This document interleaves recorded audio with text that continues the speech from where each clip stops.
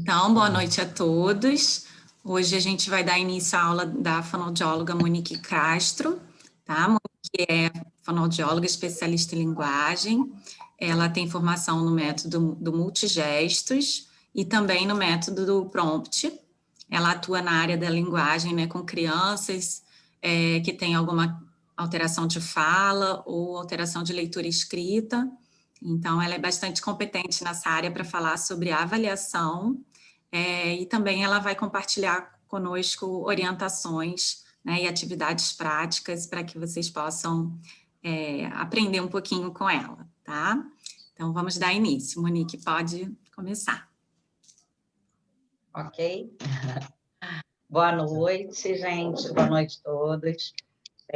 Confesso que estou um pouquinho nervosa. Então, desculpe aí qualquer gafe ou falha, tá?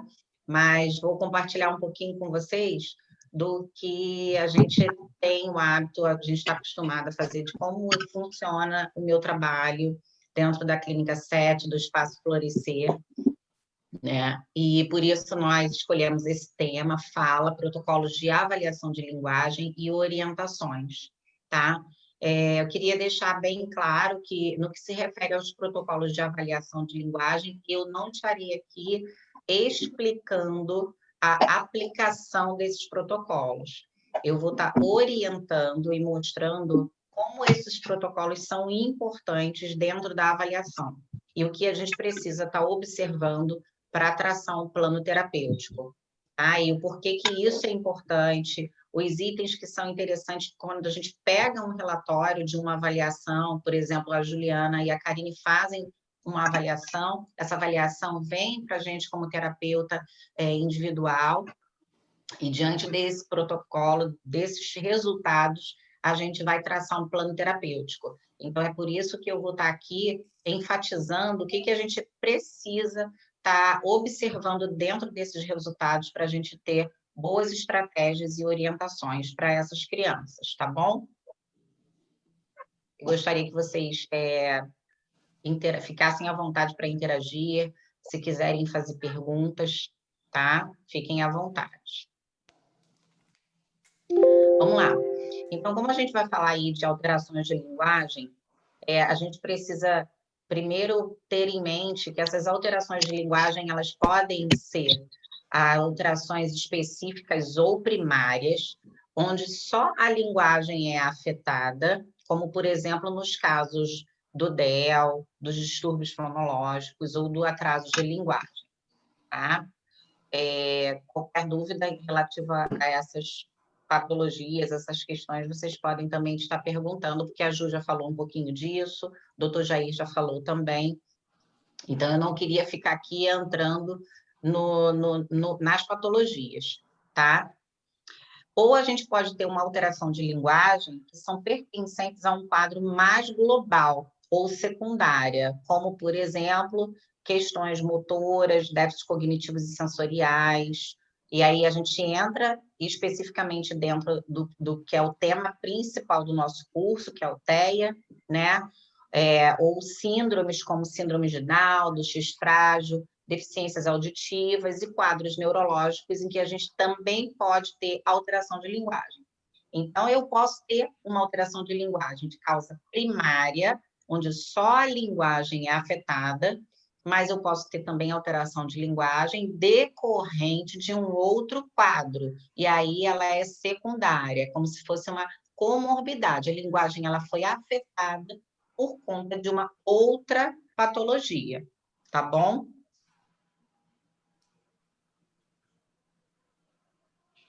E aí eu vou enfatizar, porque eu acho isso muito importante dentro da terapia, né? Que aqui eu vou falar de terapia, eu vou falar de intervenção, da prática.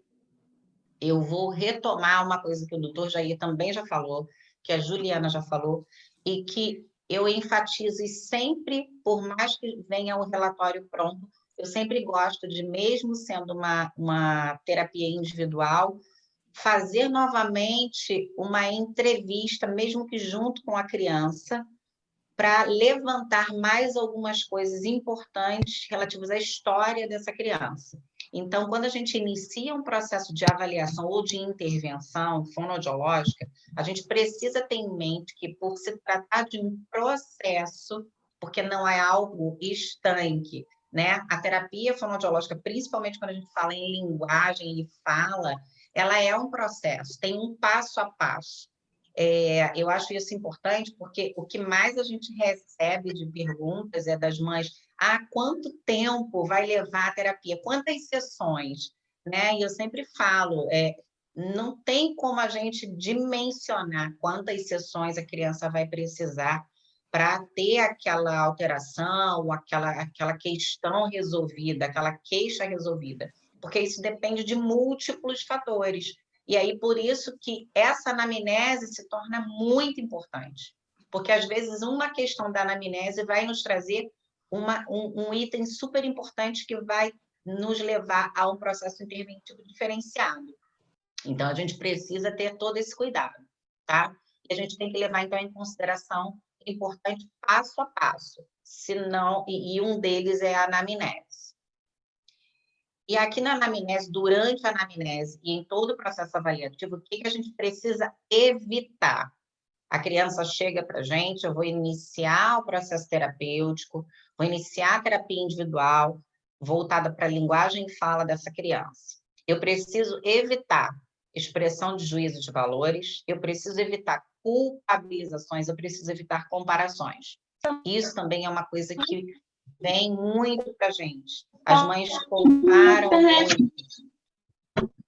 Oi, tem alguém falando aí alguma coisa? As mães ou os responsáveis, muitas das vezes, eles chegam fazendo comparações, isso é bem comum também. Porque o meu sobrinho também tinha um problema de fala e foi para a fono e rapidinho melhorou. Você acha que vai ser igual? Você acha que se fizer tal coisa não vai melhorar porque o filho da vizinha? Então, a gente tem que tentar, logo de início, mostrar para esses responsáveis que a gente não pode comparar, que cada criança tem realmente as suas características, porque tem sua história, porque tem sua anamnese, porque tem sua família, tem seu contexto social. Então, a gente não pode deixar isso de fora. A gente tem que ter muito cuidado com essas questões, porque a gente está tentando entender essa criança e essa família. E aí, os dados importantes da anamnese, que a gente precisa enfatizar, né? Dados de identificação, queixa, história pregressa da queixa. Então, o porquê que essa criança está vindo para a terapia? Qual é a queixa? E quando eu pergunto para a mãe novamente, né? Qual é a queixa? Eu coloco exatamente como a mãe fala. Então, por exemplo, hoje, vou dar um exemplo do que aconteceu hoje aqui comigo. Qual é a queixa? A mãe falou para mim assim: é porque ela fala igual o Minion. A minha vizinha falou: pô, essa menina tá falando igual o Minion. Parece um bebê gigante. Aí ela: não é legal a gente ter um filho que fala igual um Minion. Não é legal. E também não é legal a vizinha falar que seu filho fala igual o Minion, né? Então, assim, ainda existem essas pessoas que não têm nenhum tipo de freio inibitório, falam o que quer, né? E a gente precisa ter todo esse cuidado, então, com essa queixa e escrever exatamente aquilo que a mãe traz de queixa. Então, eu coloco exatamente isso. Mãe relata que a filha fala igual o Minion, e coloca entre aspas. Né? Porque isso é importante para a gente depois mostrar para a mãe: olha, lembra que você falou que ela falava desse jeito, que a avó também falava, questionava, e olha como ela evoluiu. Então, é importante a gente colocar exatamente a queixa como a mãe traz, não com as nossas palavras. E aí, o histórico do desenvolvimento, também, desde do nascimento, eu pergunto tudo, dados da gestação, se houve algum tipo de uso de medicação. Muitas das vezes, a mãe tem histórico de uso de medicação, como a que veio hoje para mim também. Hoje, por incrível que pareça, teve de tudo um pouco, né? a mãe tem transtorno bipolar, então ela fez uso de medicação durante a gestação, teve depressão pós-parto. Então, tudo isso me traz aí já pontinhos importantes que eu devo deixar ali na ficha dessa criança, para eu levar isso tudo em consideração quando eu for traçar um plano terapêutico, quando eu tenho que ter um cuidado com essa família, um cuidado com essa mãe, né? Porque quando essa mãe, ela também precisa de acolhimento. Quando essa mãe chega para a gente, não é só a criança que precisa de tratamento, a mãe também quer ser acolhida, a mãe também quer ser abraçada, a mãe também precisa de cuidado, tá? Eu preciso, então eu pergunto sobre desenvolvimento físico e motor, desenvolvimento de hábitos de alimentação e sono, são importantíssimos, isso também já foi falado, mas eu vou frisar, eu estou falando porque isso é muito importante, né? E o que é importante, por que eu preciso saber da alimentação e do sono dessa criança? A criança chega para mim, né, especificamente para o meu trabalho, com dificuldades, principalmente 99% das vezes, de fala. E aí eu preciso buscar como é a rotina de alimentação dessa criança hoje, né? Lógico, desde que ela fez transição, dependendo da idade, do leite materno, se foi amamentada no seio ou não, como foi essa transição e como ela se alimenta. E eu faço realmente uma anotação desde a hora que a criança acorda até a hora que ela vai dormir, o que ela come. Porque às vezes é aquela criança que come super bem, come de tudo. Eu é mesmo, mãe, então vamos lá. Ela acorda, o que ela come? Ela toma mamadeira. Tá, mamadeira de quê? Leite batido com Toddy, leite batido com banana.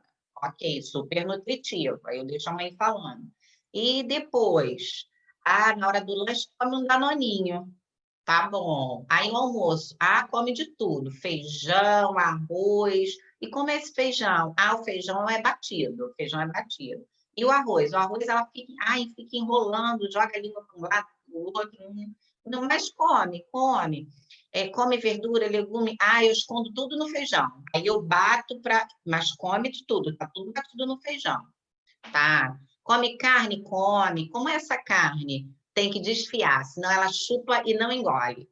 Chupa. Então, olha só quantas coisas importantes eu preciso anotar, e isso me traz dados para essa parte que eu vou precisar trabalhar, que é a parte do sistema estomatognático. Então, eu preciso saber se essa musculatura está forte, se está fraca, como que essa língua tem trabalhado. Essa mastigação dessa criança, ela come tudo pastoso, ela não mastiga, ela não faz força para mastigar. Toda a musculatura do rosto, às vezes, está flácida, ela só suga, ela só come purê, ela só come banana amassada, ou a maçã é raspadinha. Então, isso também vai me trazer informações importantes. E o sono, lógico, se é uma criança que tem um sono muito agitado, é uma criança que já vem, às vezes, com um quadro de agitação, e aí entra em outras coisas também que vão influenciar para o desenvolvimento da linguagem, né? Porque quem tem um mau sono, obviamente, não tem um bom desempenho durante o dia, né? E a criança, ela precisa ter descanso e tudo que a gente já sabe para todo mundo. E aí também, depois eu entro na parte do desenvolvimento social e de comunicação. Então, como essa criança interagia desde bebê, como ela olhava para você, para a mãe, ou para o cuidador, desde bebezinho, mamava no peito, como ela mamava, quando você amamentava, essa criança olhava para você, essa criança fazia contato ocular desde da amamentação, às vezes a mãe está amamentando aqui, mas ela está vendo televisão. Hoje em dia não é televisão, né? É o WhatsApp. Então, a mãe está dando peito, está dando mamar, e está aqui no WhatsApp. Ela nem está vendo se o bebê está fazendo contato ocular, se não está aqui. Esse é um momento importantíssimo. Aqui já começo a fazer contato ocular, tá? Então, isso tudo é importante a gente perguntar. Porque, às vezes a mãe não lembra. A mãe, não sei. Ela já sorria, mamãe? Sorri. Quando que ela começou a sorrir? Esse sorriso ele pode começar com menos de um mesinho. Hoje em dia, as crianças sorriem com um mesinho, ela já está rindo, mas às vezes a mãe não repara. Às vezes aquela mãe que está amamentando e estou fazendo 10 coisas ao mesmo tempo, que é bem característico das mulheres, né? Então, isso tudo é importante para a gente. E de comunicação também. Como essa criança ela faz para se comunicar? Como ela pede? Ela se comunica super bem. Então, como ela faz? Ela pega minha mão e puxa, e me leva para mostrar o que quer. Ela aponta, ela não aponta. Se você mostra, aponta para alguma coisa que está em outro cômodo, a criança acompanha o seu olhar. Então, isso tudo eu vou trazendo, fazendo a mãe refletir. E aí, desenvolvimento escolar e de aprendizagem, dependendo da faixa etária da criança. Antecedentes familiares e histórico familiar, isso aqui é importantíssimo. Tem na família alguém que já tenha tido problema de fala, ou de linguagem, alguém que já tenha feito tratamento com fono, alguém que tome algum tipo de medicação, e outras questões que aí a gente vai, eu falo que a gente vai fuçando a história da família, né? Aqui eu trouxe uma figura bem lúdicazinha, assim, para a gente entender que quando a gente fala da fala, né, a gente precisa ter em mente que a fala não é um ato simples. Isso eu gosto sempre de deixar bem claro para as mães, quando eu vou explicar ou conversar, que a fala é um ato muito complexo, né? Ela envolve aí, vocês estão vendo, toda uma estrutura e várias áreas do cérebro, que o doutor Jair já explanou muito bem, né? A pessoa muito mais competente do que eu para falar disso, mas eu preciso ter todas essas áreas aí funcionando muito bem, para que eu consiga articular e me comunicar, né? E aí aqui eu coloco um exemplo, até para a gente ver o quanto isso é importante, do processo de alfabetização, que é quando a gente tem a tomada de consciência dos sons, já que eu estou falando de fala, né, e de linguagem. Quando a criança está entrando no processo de alfabetização, se todas essas áreas aqui não estiverem conectadas, se elas não estiverem casadas, essa criança ela vai ter um prejuízo nesse processo. Então, por exemplo, eu vejo a palavra, antes da alfabetização, aqui, bolo igual a lobo. Eu tenho, para mim, não faz muita diferença, porque são as mesmas letras, só que em locais diferentes. A criança ela não sabe que se trocar de lugar vai me dar um outro significado, ela ainda não tem essa noção da semântica, da sintaxe, então para ela ainda não faz sentido. Mas após a alfabetização, quando ela já possui essa tomada de decisão de que uma letra, ela mudando de lugar, ela vai me trazer uma outra palavra com significado diferente, aí ela começa a entender que eu consigo fazer essas alternâncias, que aí entra a parte da consciência fonológica, né? Então, dentro desse complexo, eu tenho a área fonológica, que é exatamente onde eu vou ter que saber que cada letra, por isso que está aqui, ó, 4 sonzinhos, né? Para cada letra eu tenho um som, eu tenho um fonema diferente. Por isso que bolo é diferente de lobo, né? Eu preciso, antes, eu olho aquela palavra aqui na área posterior e eu vou ter o estímulo visual. Então, eu bato o olho e vejo que o primeiro vem o B, depois o O, depois o L, depois o O. E aí, depois eu mando essa informação lá para frente. Eu estou falando de visualizar a palavra para falar, né? Então, observei a palavra, pesquei, fiz aqui na parte posterior, pego essa palavra na área da forma visual, percebo que bolo é diferente de lobo, depois ela vai lá para a área de brocar, onde eu vou articular, tá? E traçar que o B é aqui anterior, eu preciso fazer um movimento com a boca diferente do L, né?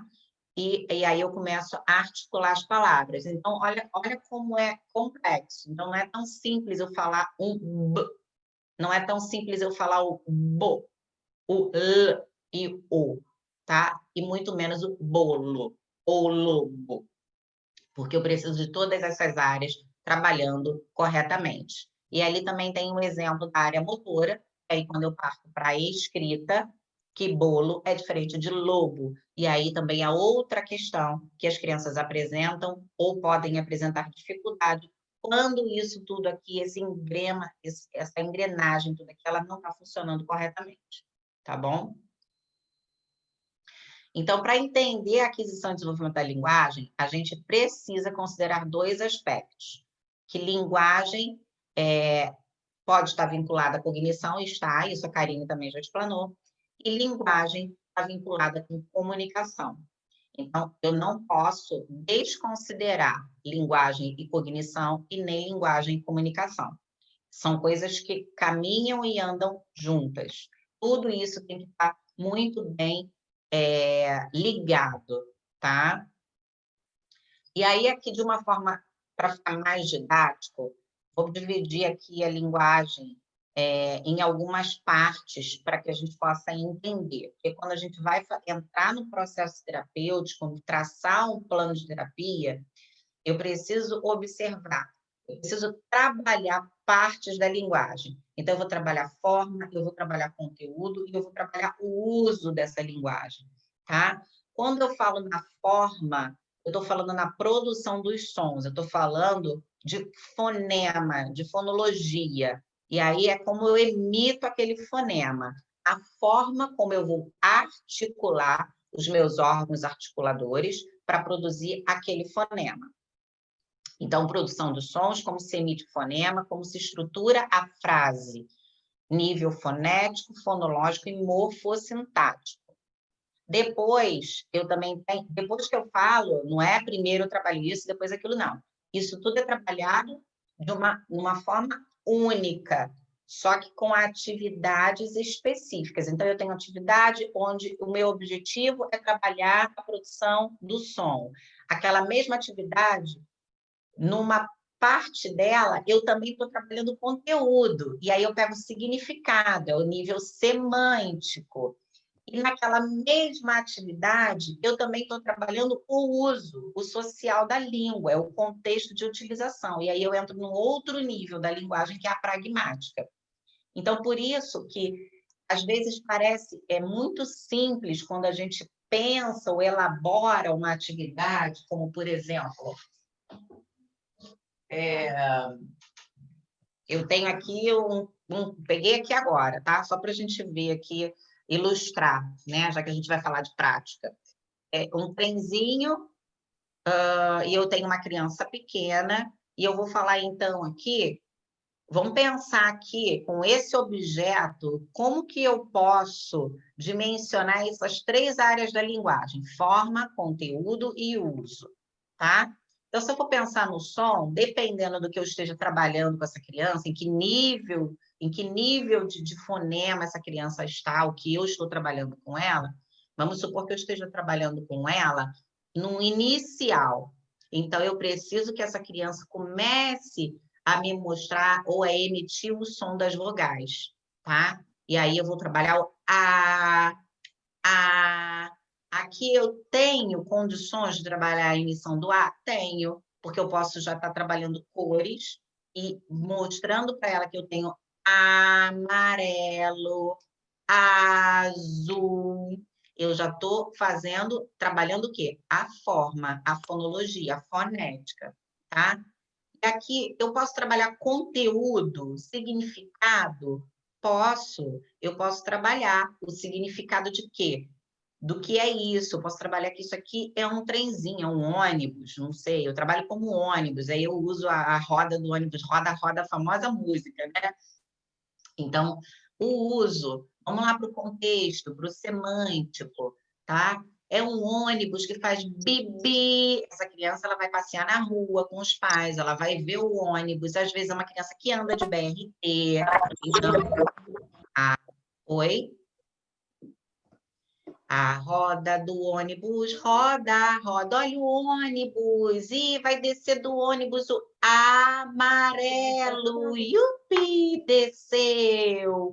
Então, olha eu já usando aqui o A, fonologia fonética, o ônibus, o conteúdo, eu estou dizendo para ela que isso tem um significado semântico, isso é um objeto, isso é um nome, tá? A criança, ela começa a aprender as primeiras palavras dela adquiridas, na sua maioria são de significado lexical. Então, nomes, verbos e depois adjetivos. Então, é o ônibus, é a roda, são as cores, tá? E o uso, olha, a mamãe vai entrar no ônibus, é o contexto, é o pragmático. Bibi, como que eu vou usar isso? Em que momento? Vamos fazer uma cidade, vamos passear. Brrr, Bibi, e por aí vai. Então, só para ilustrar como que, numa mesma atividade, numa simples brincadeira, eu estou englobando aí todas as partes da linguagem, tá bom? Aí aqui eu vou falar um pouquinho, não vou explicar a aplicação desse protocolo. Eu vou falar um pouquinho do que a gente observa com esse protocolo de observação comportamental, que é super importante, é um instrumento maravilhoso. Quem é da área da fonoaudiologia provavelmente conhece. Quem não é, vai conseguir observar o porquê que ele é tão importante, o porquê que ele nos ajuda tanto, o quanto de informações ele possui, que nos ajuda aí nesse processo terapêutico, tá? Ele é o PROC, o Protocolo de Observação Comportamental, do Dr. Jaime Zorzi e da Simone Raggi. Ele é de 2004. É fácil de encontrar, de comprar, é baratinho, para quem tiver interesse em adquirir, tá? E esse protocolo, ele de avaliação de linguagem e aspectos cognitivos infantis, ele foi elaborado em 2004, com o objetivo de sistematizar a avaliação de crianças pequenas quanto ao desenvolvimento das habilidades comunicativas e cognitivas por meio de observação comportamental. Então, eu vou estar mostrando aqui como funciona, como acontece a aplicação do PROC. O principal interesse na formulação deste protocolo foi de ser um instrumento útil na detecção precoce de crianças com alterações no desenvolvimento da linguagem, mesmo antes do aparecimento formal da oralidade. Então, isso é uma coisa super importante. Mesmo antes da criança começar a falar, eu já posso observar o desenvolvimento da linguagem dessa criança. Observar se essa criança está dentro do que é esperado para a faixa etária ou não. Por isso, hoje a gente fala, e no Espaço Florescer a gente preza muito pela questão da estimulação precoce, tá? A motivação deste interesse, ou seja, do precoce, né? Da intervenção precoce, porque o interesse dessa avaliação, desse trabalho avaliativo, do PROC, principalmente, né? Que eu estou falando agora dele, é fazer com que essas crianças cheguem quanto antes para a gente, para fazer terapia, porque aí ela não perde as janelas de oportunidades, tá? Então, a motivação desse interesse é o fato de muitas crianças chegarem aos consultórios fonoaudiológicos tardiamente, após os 48 meses. Quem é fono que está aqui assistindo, ou professoras, ou outras terapeutas, sabe o que eu estou falando, e 48 meses aqui é até assim, na melhor das hipóteses, né? Quando a criança não chega mais tarde, porque mas nunca passou por nenhuma avaliação. Não, porque ia num outro colega médico e dizia que estava normal, que não tinha nenhum atraso, que tinha que esperar mais um pouco, porque o pai também demorou a falar, porque a mãe também demorou a falar e depois tomou água da chuva e aí começou a falar. Então, assim, tem de tudo um pouco. E hoje, graças a Deus, as pessoas estão se conscientizando dessa estimulação precoce, o quanto é importante, e a gente está conseguindo fazer com que essas crianças cheguem quanto antes nos consultórios para iniciar esse processo interventivo. Então, após os 48 meses, com queixa de atraso no desenvolvimento da linguagem e, com frequência, também no desenvolvimento da ação simbólica. Ora, veja só, isso tem acontecido muito, principalmente agora, com toda essa era tecnológica, dos pais eles desaprenderem o brincar, né?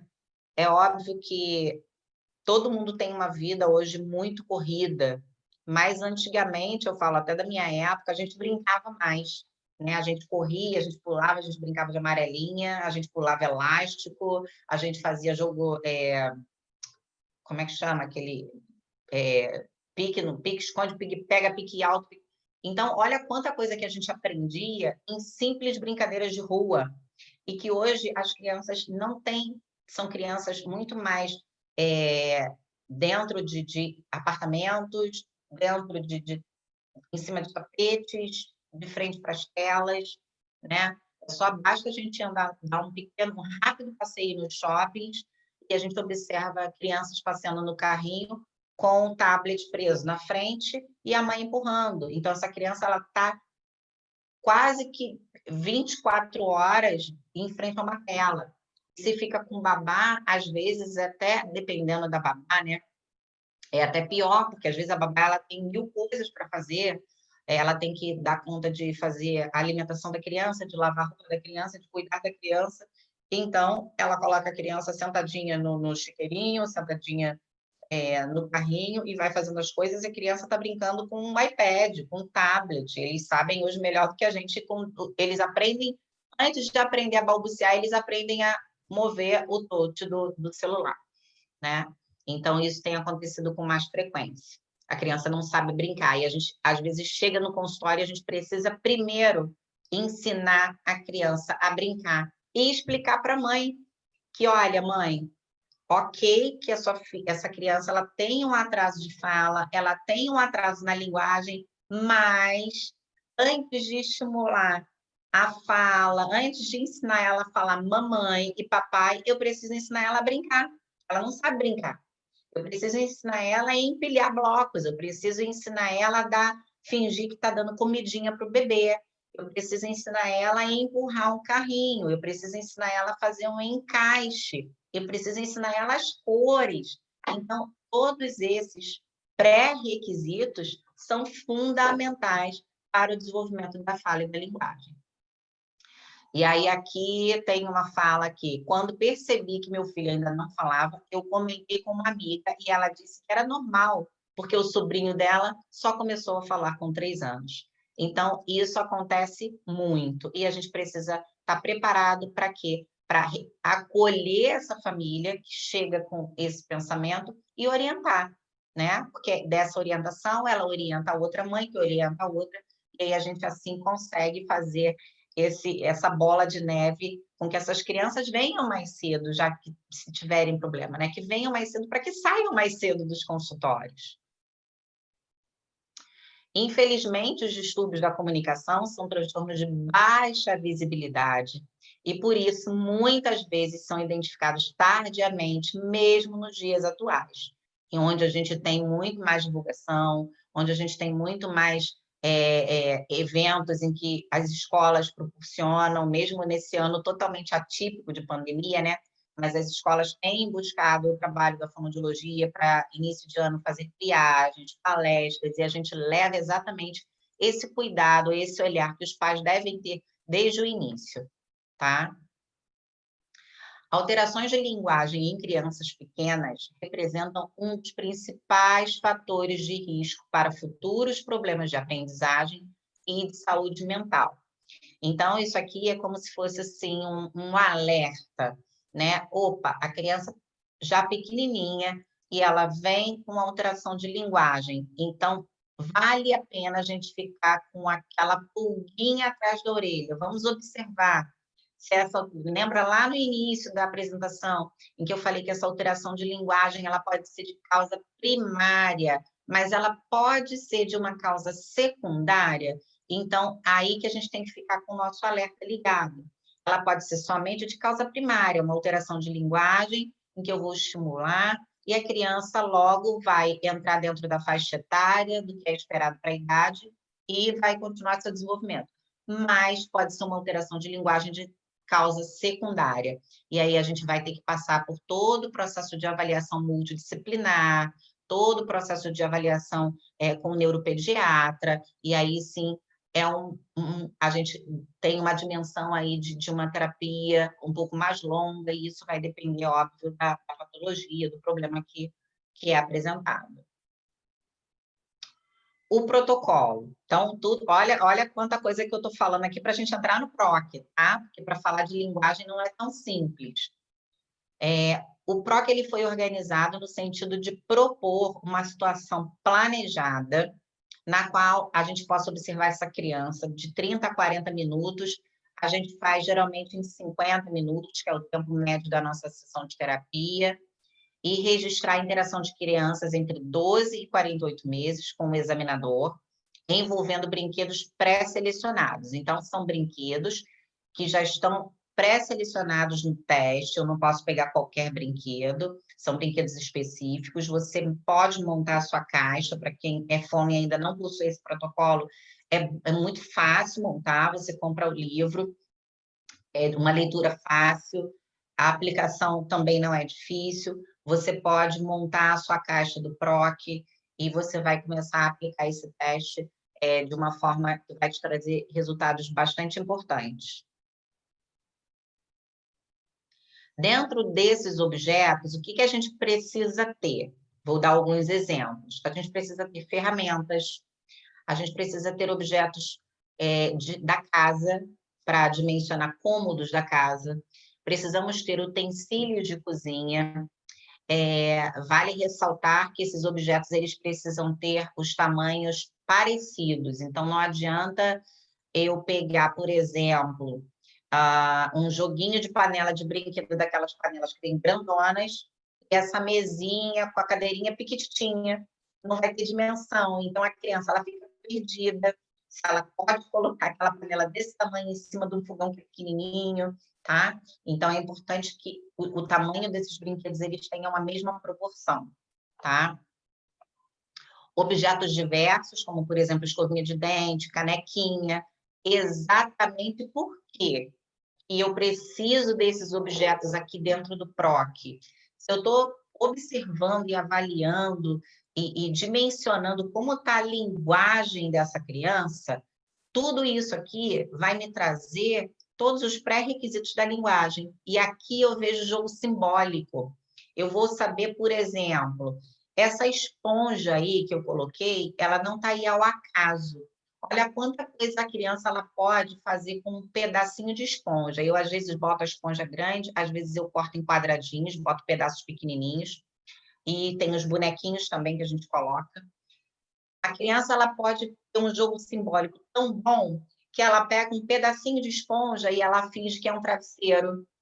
Ela pode ter um jogo simbólico tão bom que ela pega um pedacinho de esponja e ela vai lavar louça, porque ela viu a mamãe lavando louça em casa. Ou ela vai fazer o que geralmente se faz com a esponja, vai tomar banho, vai dar banho na neném. Na minha caixa do PROC tem uma banheira, então tem uma miniatura de sabonetezinho. Tem criança que faz isso, pega o sabonete, passa na esponja, passa a esponjinha na neném. Então, olha só quanta coisa ela observa, quanta coisa ela faz, tá? A canequinha. Mas eu não tenho dos itens de cozinha, e isso a gente pode fazer, colocar palitinhos de picolé, né, que a gente compra colorido ou de cor única, não tem problema. Você pode não colocar, por exemplo, uma colher, propositalmente, e colocar um palito. Vamos ver se essa criança tem um jogo simbólico de, ao pegar uma panelinha, procurar e não tem a colher para mexer. Ela substituir. Ela pega o palitinho e finge que está fazendo comidinha. Esse é o jogo simbólico que eu gostaria de ver em todas as crianças, entendeu? E blocos de madeira para a criança montar, fazer empilhagem, tá? Então, tudo isso a gente vai estar observando dentro da testagem. E aí, dentro do PROC, uma das coisas que a gente vai observar é a habilidade comunicativa da criança. Então, qual é a habilidade da comunicação dessa criança? Habilidade dialógica ou conversacionais. Eu vou verificar a presença de comunicação intencional, e o grau de envolvimento da criança nos intercâmbios comunicativos. Como que essa criança se comunica? E aí eu botei a imagem, por exemplo, da criança movimentando os braços ou chorando e pedindo ajuda. Mamãe, eu caí, mamãe, quero colo. Ela está se comunicando, ela está buscando o adulto para mostrar alguma coisa ou para solicitar alguma coisa. Essa é uma habilidade dialógica, ela está tendo um intercâmbio comunicativo com o adulto. Ou pode ser com uma outra criança, de alguma outra forma, tá? Isso é habilidade que a gente precisa observar. Os primeiros intercâmbios comunicativos podem ser observados logo nos primeiros meses, quando a criança movimenta os braços ou chora, e o adulto, em resposta, dá-lhe atenção. E aí a mamãe vai, que foi, filhinho? O que você quer? Ai, machucou. Ah, vem cá que a mamãe faz o carinho. Eu estou fazendo um intercâmbio comunicativo com essa criança. Estou ensinando que, em resposta à necessidade dele, ao estender os braços, eu já entendi, ele já está se comunicando comigo, eu já entendi nas entrelinhas que ele quer colo, que ele machucou, que ele caiu, mesmo que seja um bebê que ainda não saiba falar. Aprendeu a andar nenenzinho, não sabe falar nada direito. Mas o simples fato dele se comunicar dessa forma, isso já é uma habilidade comunicativa. O aparecimento da comunicação intencional é originário das habilidades cognitivas e da experiência social da criança. E aqui entra o super trabalho, né, da psicologia, porque quando a gente trabalha com comunicação, a gente também precisa que essa criança tenha uma habilidade cognitiva. A gente precisa que ela tenha uma boa experiência social. Se essa criança, ela não se comunica com intencionalidade, se ela não tem intenção em se comunicar, algo está errado. Porque nós somos seres humanos, e nós, seres humanos, temos a necessidade de se comunicar. A gente fala, e olha que a gente fala, principalmente mulher, né? Eu, então, falo muito. Estou vendo que eu não paro de falar. Então, assim, a intencionalidade da comunicação, ela é quase que inata, né? E a gente precisa ter, por isso que eu falei das habilidades da comunicação com o cognitivo, lembra lá no outro slide? A habilidade da comunicação com a linguagem, tá? Não tem como dissociar, é uma coisa que está associada. A comunicação pré-verbal pode ser vista como precursora das habilidades conversacionais, na medida em que os intercâmbios comunicativos dos quais a criança participa propiciam a ela uma espécie de modelo de conversação. Então, veja bem, eu tenho um bebezinho que, olha lá, que figura linda, eu amo essa figura. Olha que comunicação que a gente já consegue observar, o contato ocular do bebê com a mamãe, a expressão da boquinha, isso é uma comunicação pré-verbal. É uma criança que está já começando a desenvolver uma habilidade conversacional, mesmo que antes da fala, mesmo que antes dela expressar oralmente o que ela quer, tá? Isso é uma habilidade precursora. Isso aqui, por isso que eu preciso disso tudo antes para chegar efetivamente na fala. Não é por isso que eu falei aquilo tudo, aquele desenhozinho do cérebro, que não é tão simples. Eu preciso que a criança ela tenha todos esses pré-requisitos para depois, então, ela começar a falar. Conversar envolve uma sequência de atos comunicativos que exige dos interlocutores cumprimento às regras de troca de turnos, compromisso com o tema abordado e capacidade de adaptação aos participantes e situações.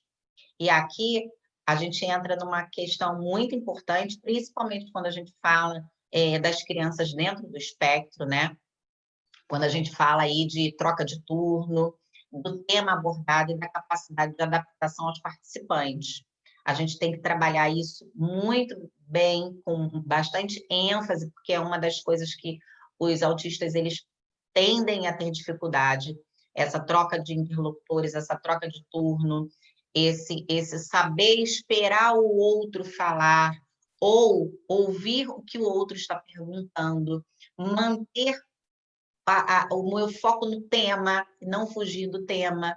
Isso tudo é uma capacidade de adaptação, isso tudo envolve linguagem, isso tudo envolve uma sequência de atos comunicativos.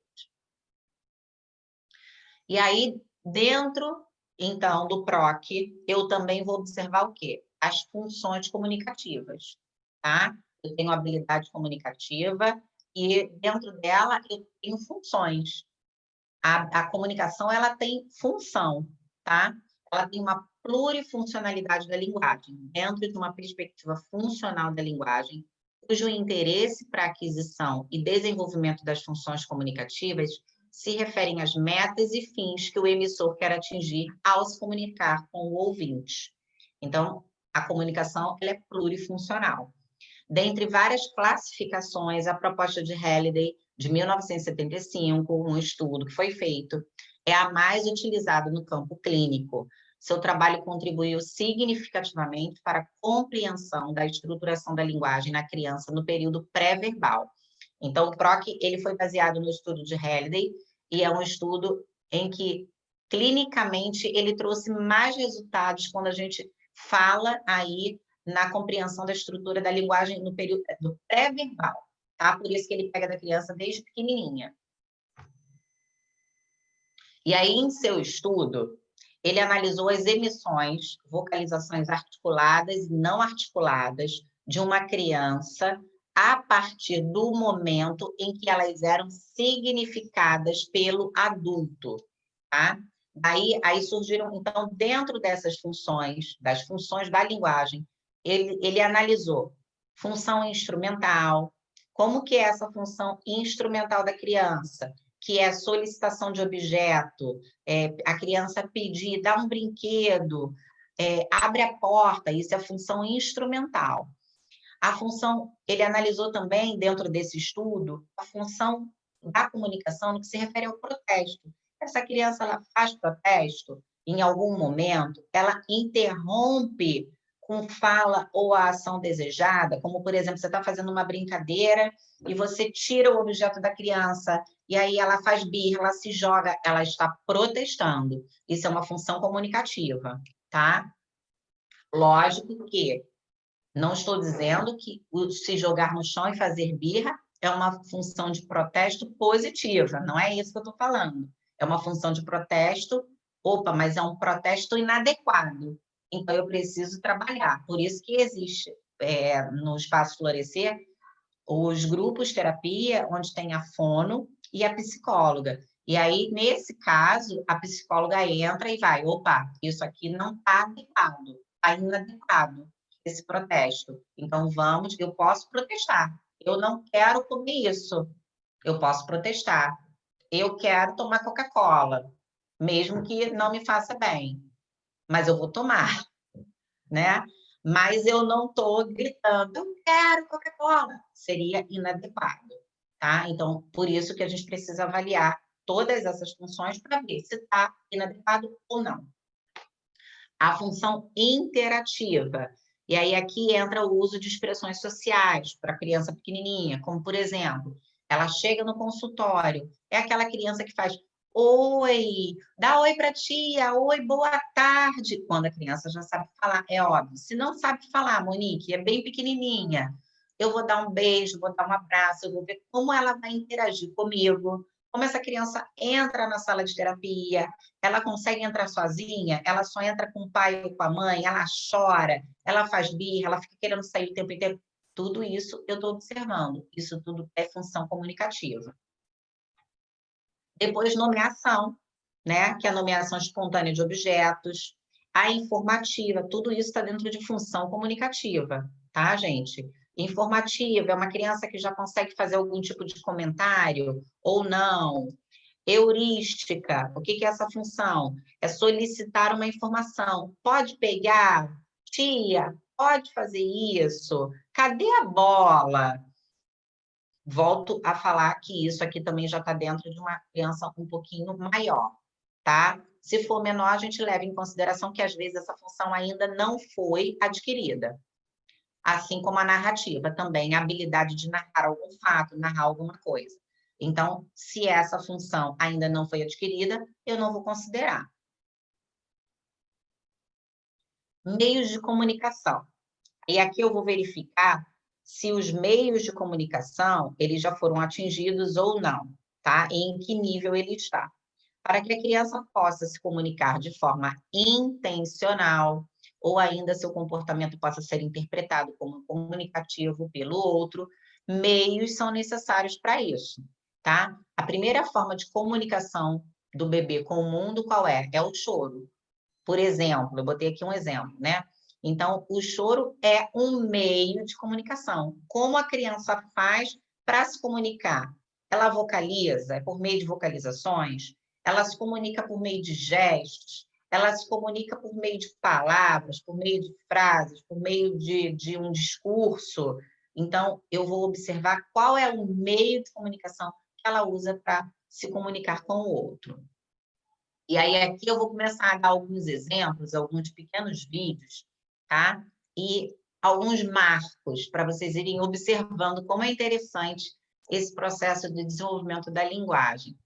Por volta do 4º ou do 5º mês, surgem os jogos vocais. E a gente está falando aqui de meios de comunicação, né? No qual se evidencia um padrão de balbucio indiferenciado. Exemplo, repetição de uma mesma sílaba. E vamos ver esse foficho aqui, fofucho. Vejam se vocês estão ouvindo, me digam, tá, gente? Se vai aparecer, o som vai entrar para vocês.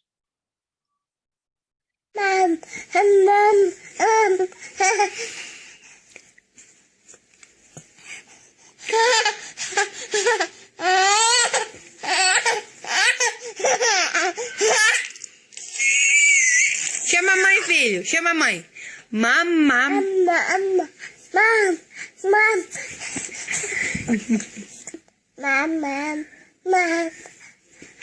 Mamãe. Chama. Chama a mamãe. Chama. Mamãe.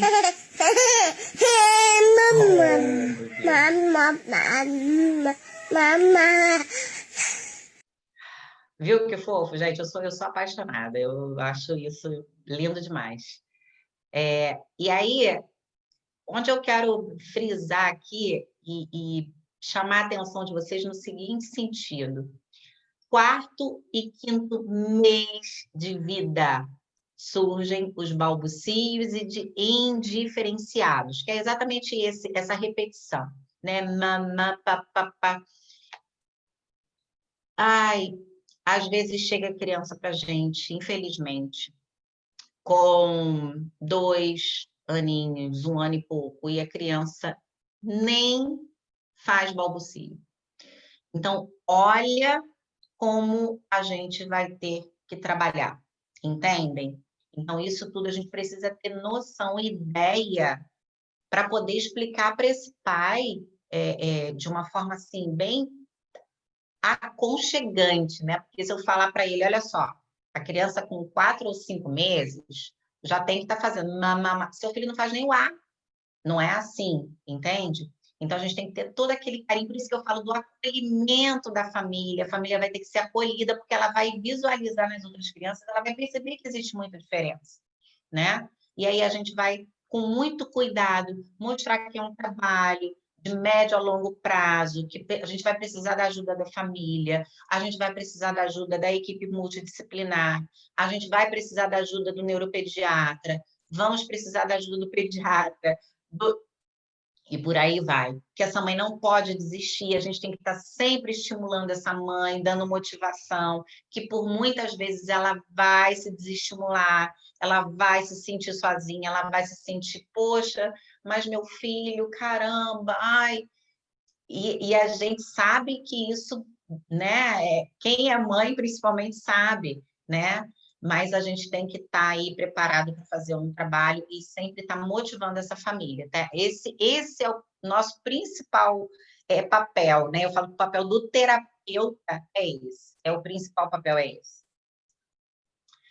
E aí, por volta do 6º, 7º mês, a gente pode observar uma mudança. Aí esse padrão de balbucio já vai começando a ser diferenciado, tá? Passa a se tornar diferenciado, Ou seja, a criança emite sequências de sílabas variadas. Aí eu já começo a ter encadeamento de sílabas diferentes, que aí entra num padrão mais difícil, tá? Então, vamos dar uma olhadinha nesse videozinho aqui.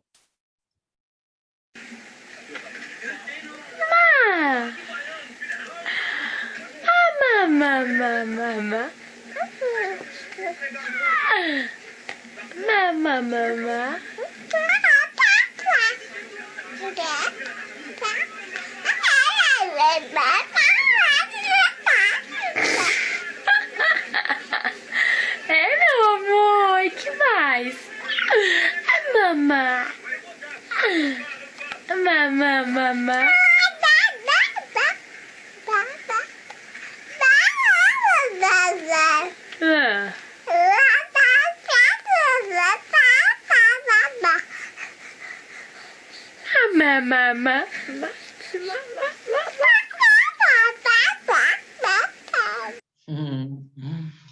E a mãe, muito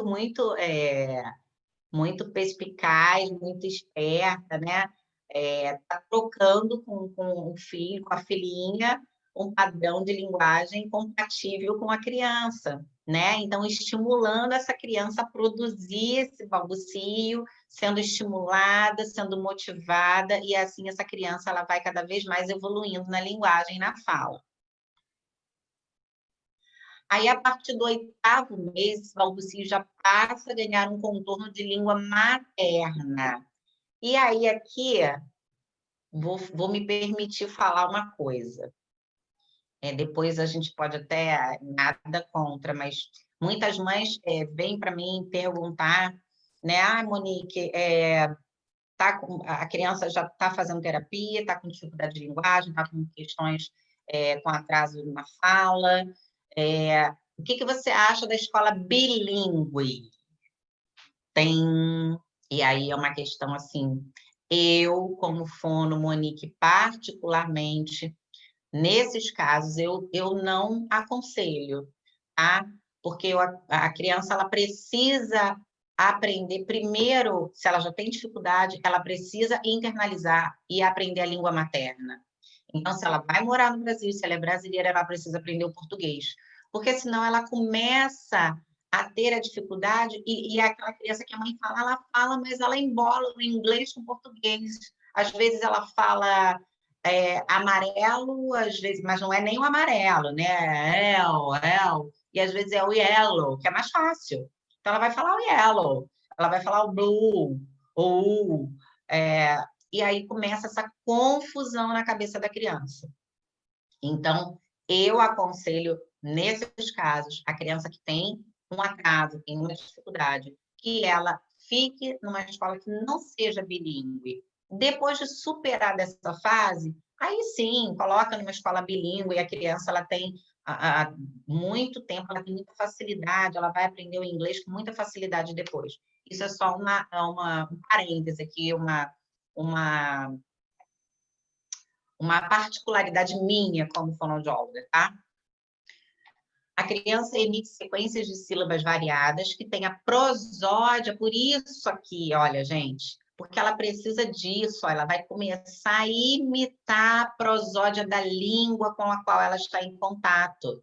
Então, se ela tem contato com o português, ela tem um contato com o inglês, olha que confusão na cabecinha dela, qual a prosódia que eu vou utilizar para falar, tá? Se a criança ela não tem nenhum tipo de problema, ok, mas se a criança ela já tem um atraso, ela já tem alguma dificuldade, eu não aconselho.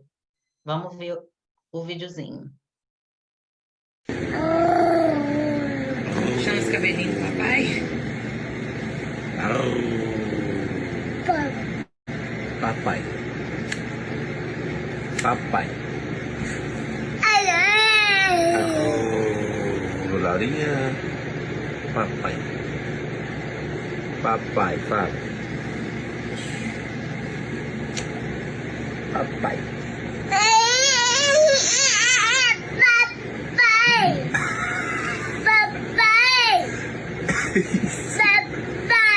Isso.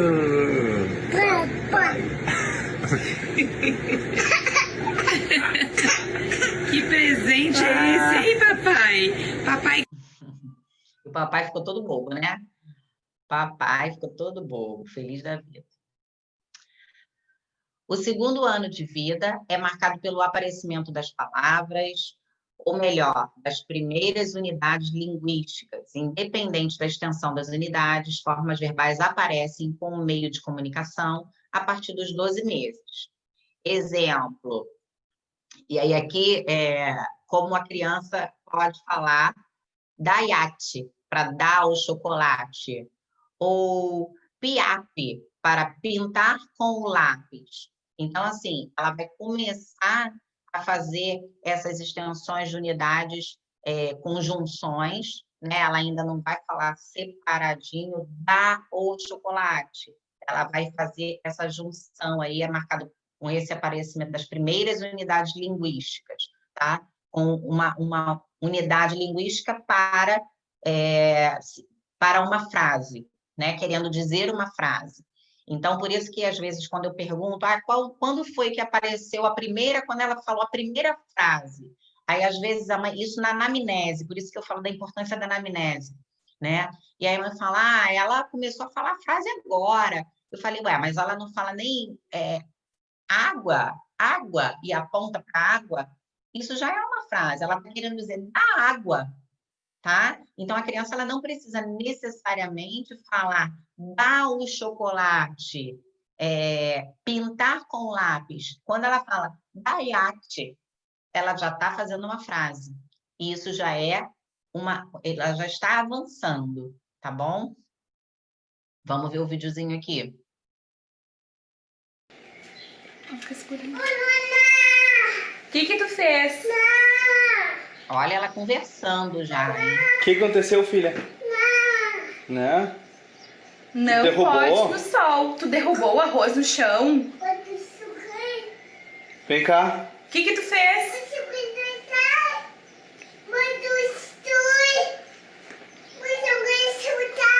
Tu derrubou? A mãe disse não pode derrubar o arroz.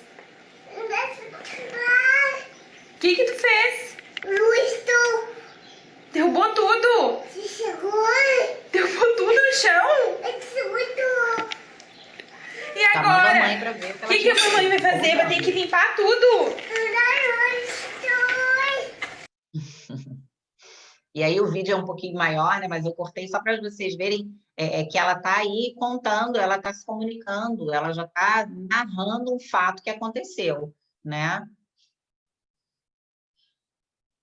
O aumento mais significativo do vocabulário se dá entre 18 e 24 meses, aproximadamente, aumentando vertiginosamente até os 4 anos.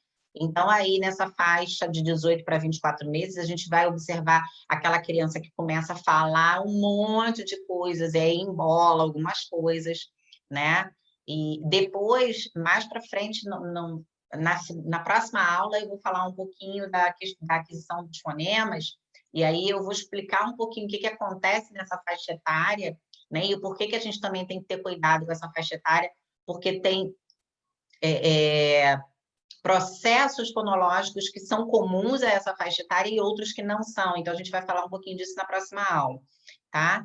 Mas aqui é importante observar que nesse período a gente vai ter um aumento significativo do vocabulário.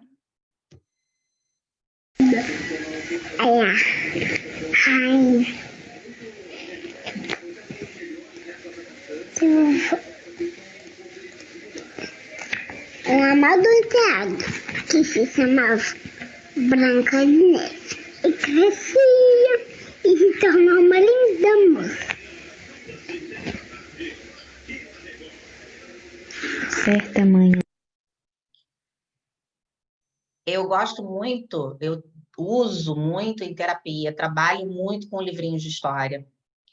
A criança, ela começa a se comunicar, principalmente nessa fase, observando as imagens, esses livros, assim, bem desenho, né? Ela não sabe ler, ela vai aprender isso lá para frente, mas ela já começa a entrar na fase narrativa só pelo que ela já possui de vocabulário, pelo que já foi trabalhado, ela já vem trazendo aí, mostrando para a gente como está o semântico dela, o que ela já tem de acesso lexical, como ela já busca as palavras.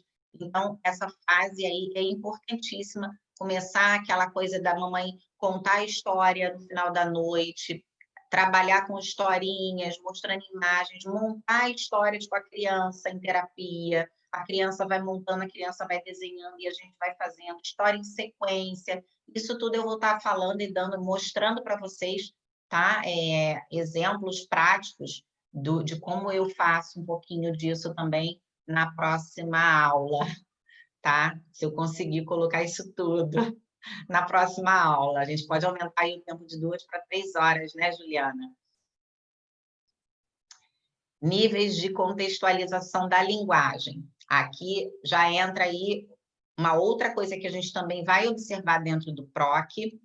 Até os 18 meses, a criança, embora progrida no sentido da construção de enunciados mais complexos, ela continua usando palavras vinculadas a fatos presentes e perceptíveis, referindo-se somente à situação imediata e concreta. Então, aqui eu vou observar se a criança, se a linguagem dela se refere somente à situação imediata e concreta, se ela já consegue contar alguma coisa que aconteceu ontem, alguma coisa que vai acontecer no final de semana. É aquela criança, por exemplo, que quando os pais são separados, vem, passou o final de semana com o pai. Conta para a tia Monique, você ficou com o papai, o que você fez com o papai? Então, vamos ver se ela tem capacidade de contar, de narrar o que aconteceu no final de semana. É lógico que isso tem a idade certa, tá, gente? Por isso que está aqui, até os 18 meses, embora ela progrida, ela continua ainda vinculada a fatos presentes. Só um pouco mais para frente que ela começa a ter a capacidade de narrar o que aconteceu, o passado e o futuro. A partir dos 18 meses, novos fatos podem ser observados, principalmente na possibilidade de evocar e reconstruir ações passadas por meio da linguagem. Exemplo, botei uma historinha aqui. X, após ter passado o dia na casa da avó, onde caiu e bateu a cabeça, procura relatar o fato após algumas horas para sua mamãe.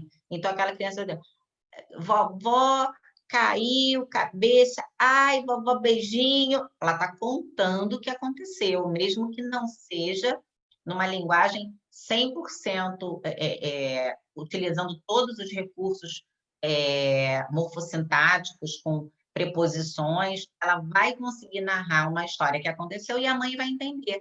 Isso é a função representativa, tá?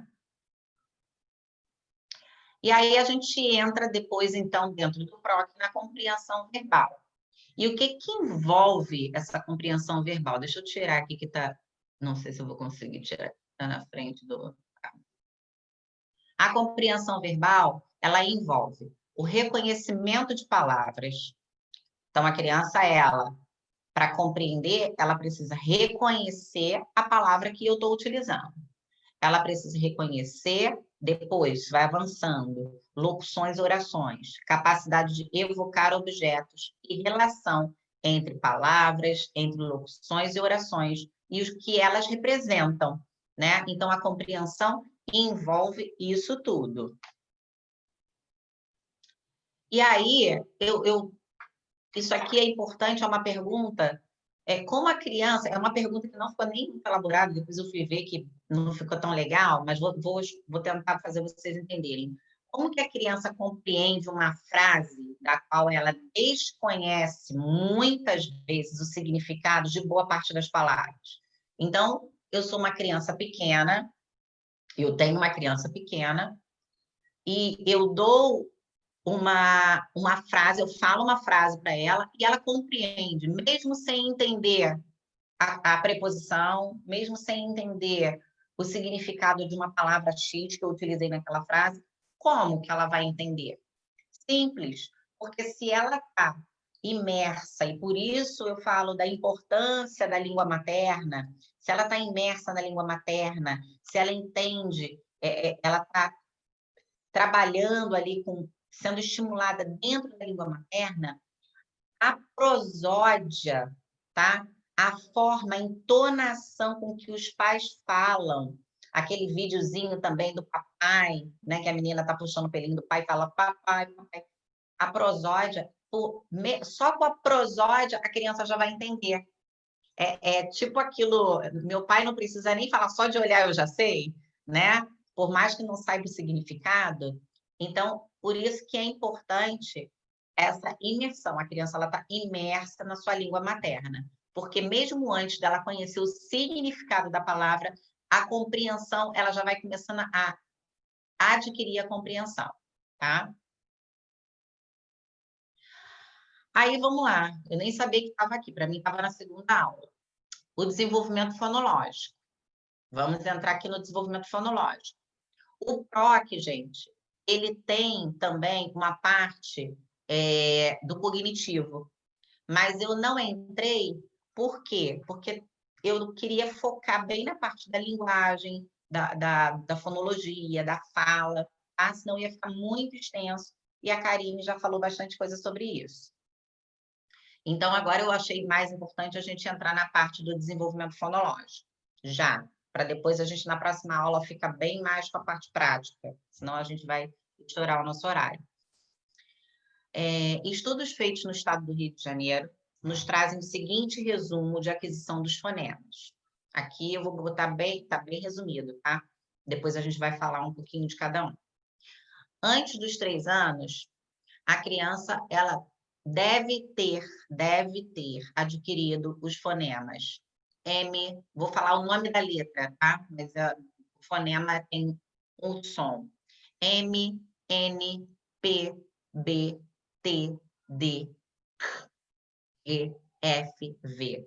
Então, antes dos 3 anos, a criança ela tem que estar com esses fonemas adquiridos, tá?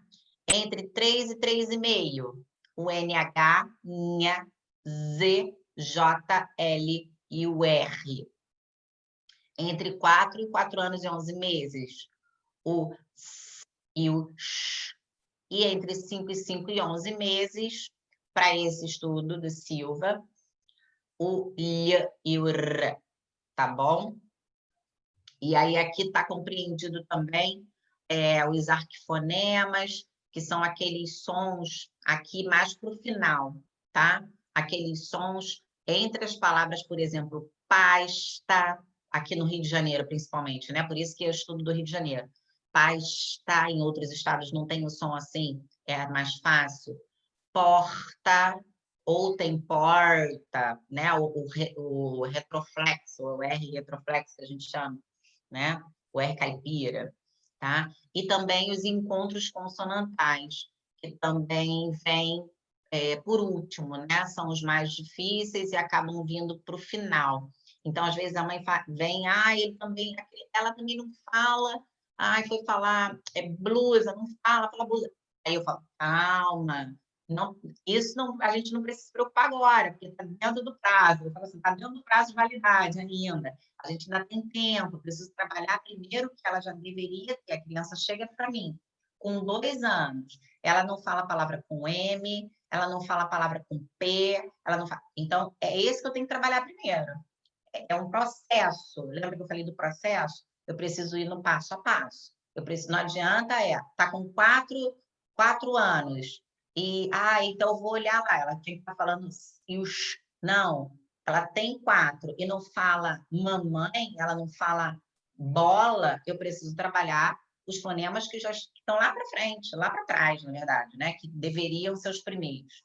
E aí eu vou numa escadinha, tá?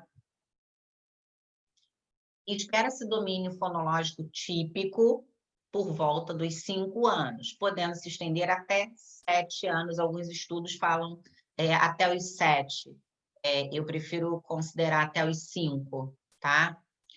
A detecção e o tratamento precoce são importantes para interromper a evolução do quadro e evitar ou reduzir consequências sociais e educacionais negativas. É lógico, porque a criança que tem transtorno fonológico, que apresenta trocas na fala, ela tende a, pode não acontecer, tende a apresentar essas mesmas trocas, às vezes, na escrita, então vai entrar num processo de alfabetização e pode essas trocas que antes só apareciam na fala, podem também começar a aparecer na escrita e na leitura. Uma das justificativas para a intervenção precoce é a neuroplasticidade. Nem preciso falar sobre isso, né? Além disso, estudos mostram que as dificuldades futuras, principalmente as escolares, são menores em crianças com alterações de linguagem que sofreram intervenção fonoaudiológica precoce. Tudo isso já foi feito estudo, foi comprovado, tá? Então, crianças que antes tinham alterações de linguagem e sofreram intervenção fonoaudiológica precoce, depois não apresentaram aquelas dificuldades e outras que tinham problemas de alteração fonológica e que não foram tratados, ou continuaram com aqueles transtornos, ou pioraram o quadro. Eu falo que é como se fosse uma bola de neve, vai piorando, tá? E aí, eu coloco aqui essa observação da triagem escolar. E por que é importante, quando a gente vai fazer esse trabalho em escola, por que é importante? A gente lembra que eu falei de levar informação para os pais, que muitos pais não sabem, não entendem como que se dá esse processo de evolução da linguagem, como que se dá esse processo de evolução da fala, qual é o fonema que vem primeiro, com quantos anos o meu filho tem que falar o fonema tal, ele não fala tal palavra, tá dentro do esperado? Não tá. Então, o processo de triagem escolar, ou até mesmo em algum ambiente, se necessário, né, se orientado, no período do desenvolvimento da criança, é fundamental não só para que possamos direcionar e orientar todo o processo de aquisição da linguagem, mas para facilitar o desenvolvimento da competência comunicativa como um todo, seja ela por meio da linguagem verbal, gestual ou escrita. Eu posso fazer uma triagem escolar com orientação, não para achar o problema, mas para dar orientação, para estimular o que eu posso fazer para desenvolver uma consciência fonológica das minhas crianças. Como o professor, aquele que atua em creches escolares, pode fazer para estar estimulando esse bebê, essa criança, a linguagem dessa criança, tá? Então, muito mais para orientar do que para pegar os problemas, né? E é isso que eu queria deixar para a aula de hoje, para essa nossa palestra. Eu espero que eu tenha podido contribuir com alguma informação. Eu sempre falo que aqui a gente é uma troca, né? Nosso trabalho na nossa clínica, a gente preza muito pela troca, a gente troca muitas informações, a gente faz estudo de caso, a gente comenta e trabalha com os pacientes, muitos em comum, né? Então, a gente troca, a gente busca, e a gente está aqui para se ajudar, né? E eu espero que eu tenha podido contribuir com isso um pouquinho. Fiquem à vontade para entrar em contato comigo, se precisarem de alguma informação a mais que eu não tenha conseguido suprir ou deixar claro aqui, eu estou à disposição, tá bom? Obrigada, uma boa noite, e temos aí um tempinho para algumas perguntas. Deixa eu ver aqui se eu consigo abrir o bate-papo. Monique. Ai, obrigada, gente. Parabéns. Muito bom, parabéns, muito bom, que fofo, que delícia, fofura, lindo, excelente, excelente aula, Monique. Obrigada, doutor Jair. Muito obrigada, gente. Eu que agradeço a presença de vocês. Desculpem meu nervosismo, né? Eu acho que a próxima aula eu vou estar mais leve, assim, vou estar mais tranquila, então vou conseguir, de repente, explanar e trazer mais novidades para vocês, tá? Espero poder trazer uma aula na próxima semana bem prática, tá? Com bastante instrumentos práticos, então eu vou estar mostrando o que eu uso realmente dentro da minha terapia, como brinquedos e jogos, e o que eu busco, como eu faço esse plano terapêutico, tá? Então, vai ser uma aula bem prática. Espero que a gente possa trabalhar junto aí. E, mais uma vez, eu me coloco à disposição, tá bom? Alguém quer fazer alguma pergunta para a Monique? Primeiramente, Monique, também deixar os meus parabéns, que foi excelente a aula. Tive que sair um pouquinho aqui, mas né, acompanhei a maior parte do tempo e foi muito boa a aula. Monique está de parabéns. Obrigada. Nervosa que estava, ó, indo super bem. Gelada aqui, né? Gelada. Jair colocou aqui, ó, eu estava mais nervoso que você. Ah, imagino. Nosso paizão, doutor Jair. Super incentivador. É. Agora, alguém quer fazer alguma oi, pergunta? Fica à vontade. vocês estão me ouvindo? Sim, Sim. Aqui, eu queria saber onde eu consigo comprar esse livro do PROC. Olha, você pode comprar no site da Booktoy. Eu posso colocar lá no grupo o link, tá? E vocês vão clicar e já vão direto pro livro, tá bom? Monique, tem o artigo também, se você puder Também posso. estar no grupo, né? Isso, Que fica bem boto. interessante, porque o artigo ele fala da pesquisa do PROC, né? A Como pontuação. a validação do teste, Isso, e também tem o parâmetro e tem o protocolo mesmo de marcação. Então é legal para isso. Então, Isso. Juliana, você até acho que já colocou esse artigo e eu te pedi para do enviar de PROC. novo. Você Do PROC colocou, não. então, você não pôs do PROC, não? Não, do PROC eu não falei, não. Mas a Monique tem e pode botar, ou mesmo eu posso. Eu fiquei de enviar por e-mail para vocês. Então, Só que Eu coloco para vocês. a Monique pode mandar pelo grupo. Quem não conseguir abrir, porque pelo WhatsApp eu acho que às vezes não é tão fácil, né? Às vezes não tem capacidade para abrir, se o documento for de Word, aí não abre, enfim. Me manda, ô Ju, Por e-mail.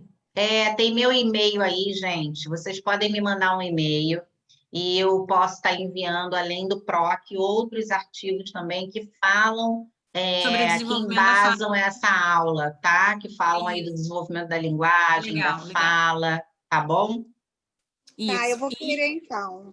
Pode me Dos mandar um artigos e-mail. que eu enviei da Karine, que eu acho que vocês tinham pedido, Isso, que vocês eu me ia falar. desculpem, eu não pude enviar ainda. Eu estou saindo do período de quarentena, estou ainda com Covid, né? E peço desculpas para vocês, porque eu não tive tempo nem condições de fazer isso, mas eu vou fazer, tá? Até o final. A gente finaliza agora na próxima semana, que a Monique vai dar a última aula dela. Mas se eu esquecer ou se acontecer alguma coisa, vocês podem me cobrar, por favor. Aí você vai mandar por e-mail, né? Aí eu vou mandar por e-mail junto com... Eu vou tentar fazer um apanhado de todos os e-mails, que são muitos, e mandar junto com o certificado de vocês, da conclusão do curso, que aí já vai tudo de uma vez, tá? Eu fui imprimir, não consegui imprimir nada do curso, nada que vocês mandaram eu consegui imprimir. Provavelmente por causa do celular, que tem essa... né, dependendo do celular, ele não consegue abrir alguns documentos. Mas eu vou fazer, tá? Oi? Eu vou fazer isso, eu vou mandar por e-mail. Então tá, joia, muito obrigada. E a aula da Monique foi excelente, adorei. Obrigada. Então tá. Jane botou aqui boa recuperação. Obrigada, Jane. Karine botou também excelente aula, parabéns para Monique, muito bom. Gente, acho que então, né, deu por hoje, né? Espero que todos tenham gostado, que tenha sido bastante proveitoso. A Monique volta na semana que vem e é quando a gente finaliza todo o curso. Obrigada, Cícera, também. Obrigada. Eu já estou me esperando. Obrigada. Até amanhã eu vou fazer um novo exame. Se Deus quiser, vai estar tudo bem. Vai estar negativo já para o vírus. Obrigada, gente. Então tá, uma boa noite para todos. Acho que a gente já pode finalizar, né? Monique, você quer falar? coisa? Não, eu quero novamente agradecer, né, a presença de todos, e deixar aí a disponibilidade, aí embaixo tem o meu e-mail, quem quiser tirar uma foto aí do slide, meu e-mail, meu telefone, pode me mandar o WhatsApp, e eu estarei enviando o que eu puder de material e de coisas que possam esclarecer e embasar essa aula de hoje, tá bom? E até terça-feira que vem, se Deus quiser. Isso aí. Tchau, tchau, gente. Boa noite. Tchau, beijos, boa noite para Boa todos. noite.